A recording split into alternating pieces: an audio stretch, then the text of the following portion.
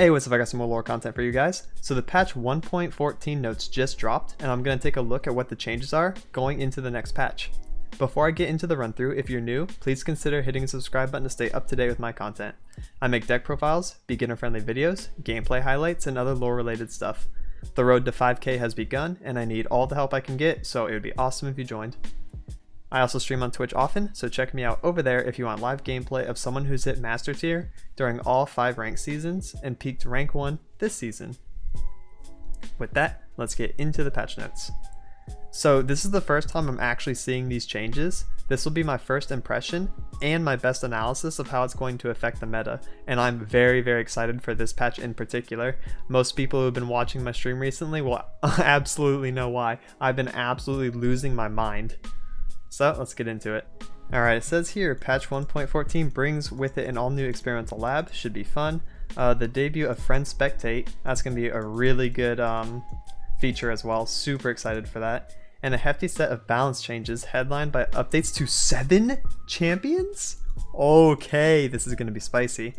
We've also got some metagame data to share. Oh really, interesting. Metagame blah blah blah. Few goals, provide more visibility in the overall metagame framework. Hey, that's kind of sick, which we decide balance changes. That's awesome, makes it super intuitive for players to understand why the changes are happening, especially if it's cards that they don't see too often, because a lot of people in card games take their own experience like really far in terms of what they view as OP or not, so this is going to be super cool. Yeah, competitive strategies, absolutely, share some cool deck ideas. Cool, metagame snapshot, that sounds fun. Digestibility challenges, yeah, true.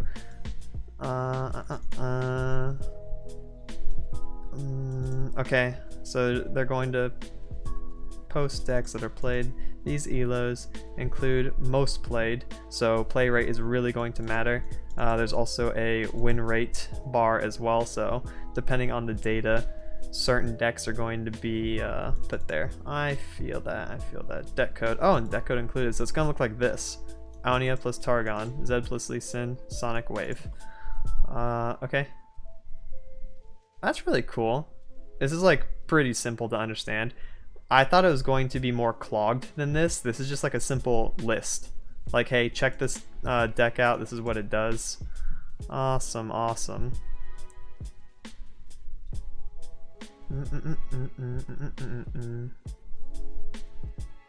Hey, where's Mono Shadow Isles? No love for my boy Mono SI? Alright. Patch 1.13? Oh wait, maybe it's here. Just Shadow Isles. Oh.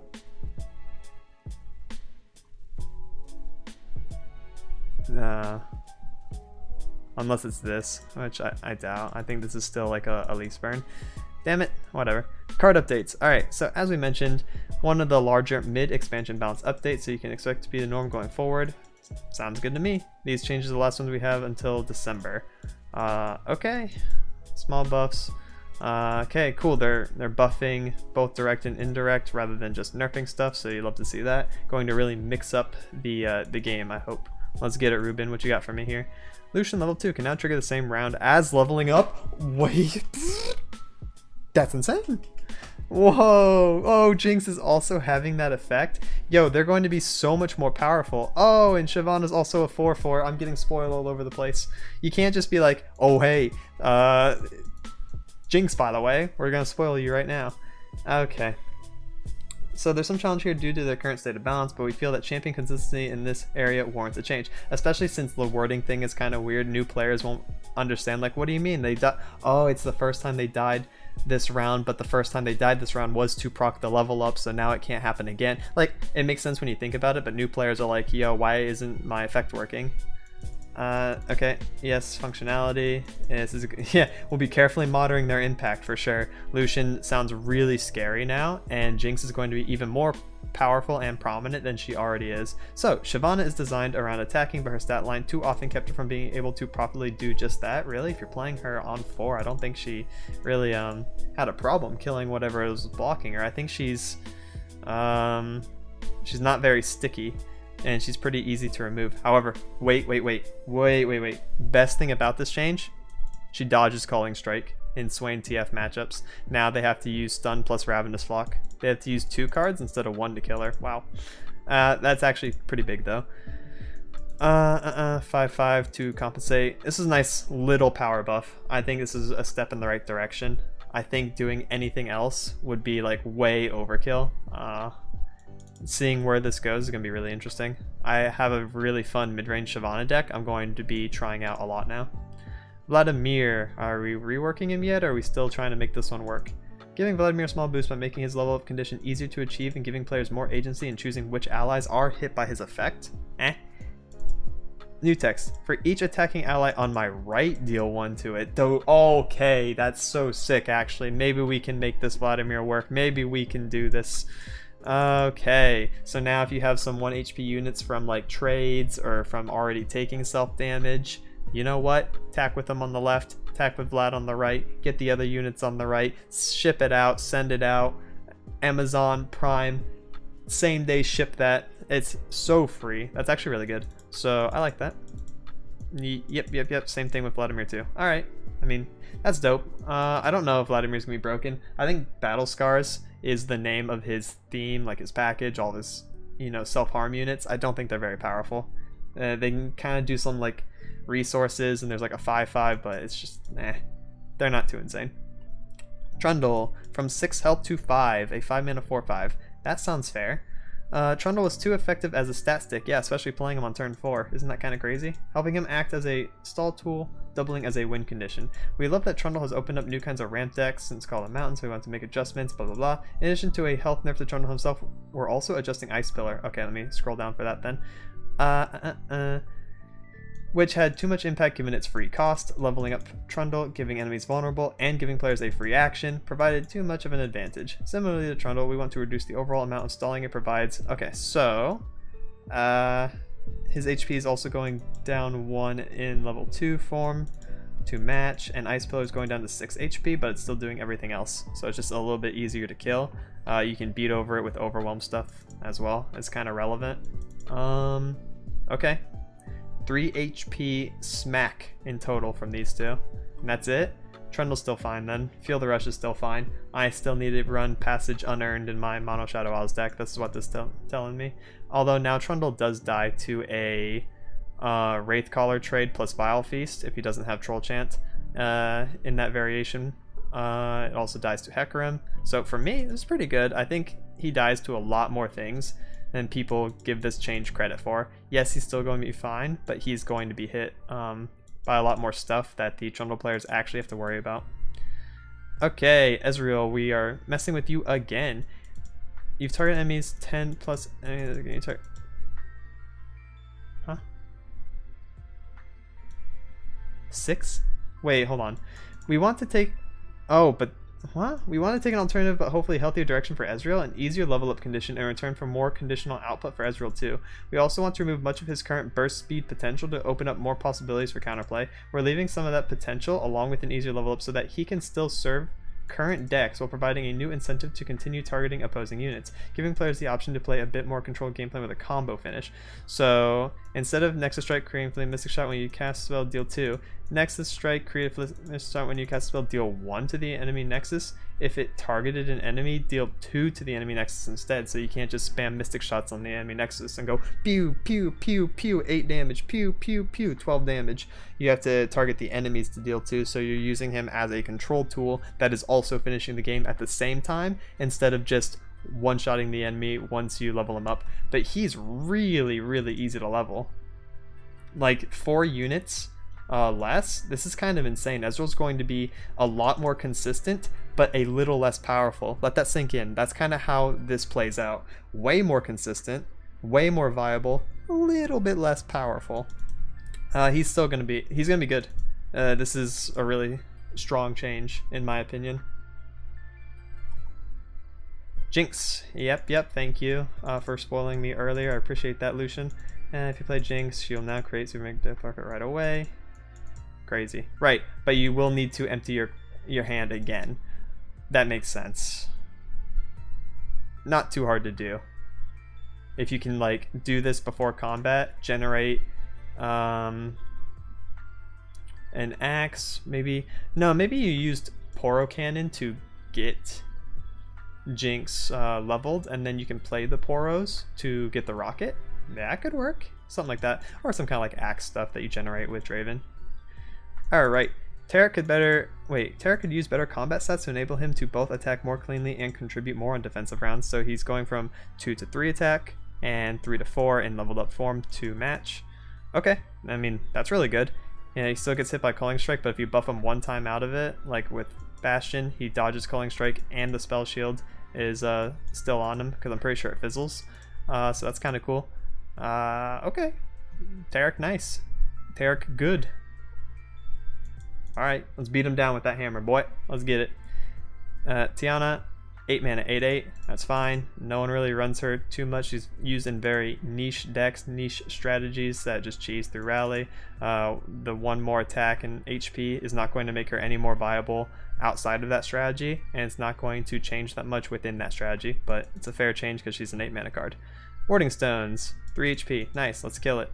Black Spear, get excited. Gotcha. Grasp. Challenger units plus MF passive. Oh, this actually dies to a lot of stuff now, doesn't it? I like it. That's good. Let's nerf more Freljord ramp. Let's go.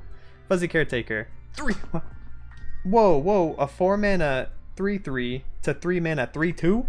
Oh, that's kind of good. If you don't want to play Lulu that turn, he's kind of nice. And you can like play him like later on for 3 and not feel as bad about it. Because I think 4 mana 3/3 felt really weird. 3 mana 3/2 sounds kind of fine, especially since he's getting HP when he's supported.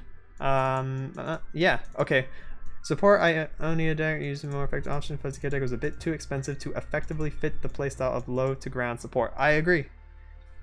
I play Lulu Shen midrange a lot, and I've always felt like this guy was a little weird even if he was powerful. I think this is going to give him a little bit more of an identity, and I'm excited. I like that. Mina. 1 more attack, 1 more HP. She now has quick attack as well, and she's still recalling 3. So they're just like straight up buffing her. 2 stat points plus a keyword. Don't know, she's still 9 cost though. She's still 9 cost recall 3. Sounds fine, but I don't understand where you'd put her in Ionia strategies, right? She just doesn't have a place.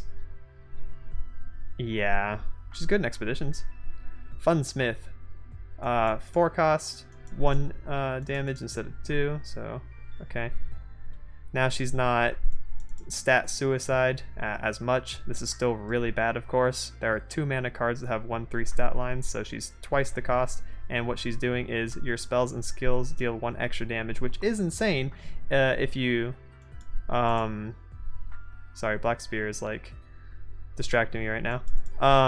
If you let this develop and you don't hit this with anything, you don't kill with anything, then this can be problematic. And it coming out 1 turn earlier, you know, you don't have the mana for the removal as efficiently as you would on turn 5.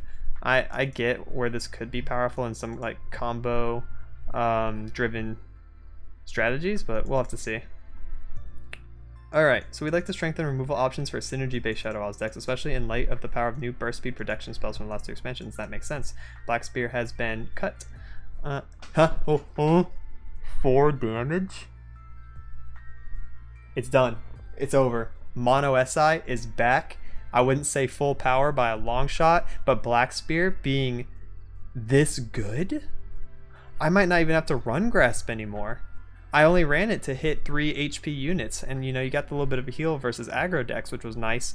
But Black Spear now hits MF through Ranger's Resolve. It now hits Yasuo if they play below Deny and Nopify. 4 damage? My life is complete. With this Black Spear is going straight into my Mono SI deck. Stick around and stay tuned for an updated Mono Shadow Isles list very, very soon. Riptide Rex, 6/4 instead of 7/4, and it fires 1 less Cannon Barrage. Good nerf, healthy nerf. Still powerful, a little bit less powerful. That's fine. Eclipse, wow, that's a big buff. I hard run Eclipse in my Shyvana midrange. Shyvana herself got buffed, and now Eclipse Dragon's getting buffed in my midrange like curve ramp strategy of playing Eclipse on 7 and then playing Acel on 8. Wow. Okay, I think dragons are back. I think they're here to stay now, actually. That's kind of crazy. So what's going on with this this lab? Yeah, it's some weird stuff. That's some weird stuff. I'm gonna have to play it out. So you have to build your deck a certain way, and then you get a bonus. Even mana cost, odd mana cost. If your deck contains no followers, it can contain a champion. You gain a bonus effect.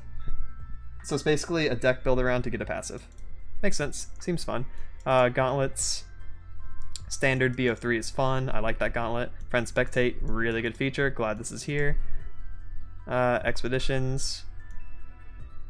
Yeah, normal stuff. Miscellaneous bug fixes. Cool. Love it. Feels good. Super dope.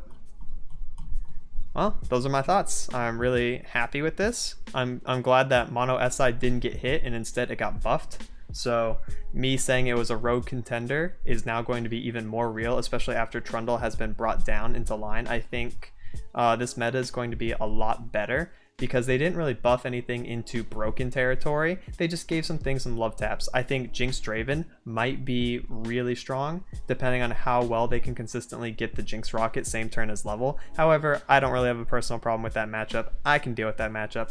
I'm happy with these changes. I want to see more Jinx Draven. Please play a bunch of 1 HP units to get blown out by my Withering Well.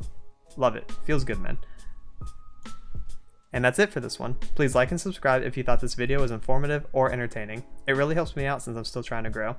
I'll be releasing more deck profiles, guides, and gameplay highlights in the near future. Thank you so much for watching and have a good one. Laters.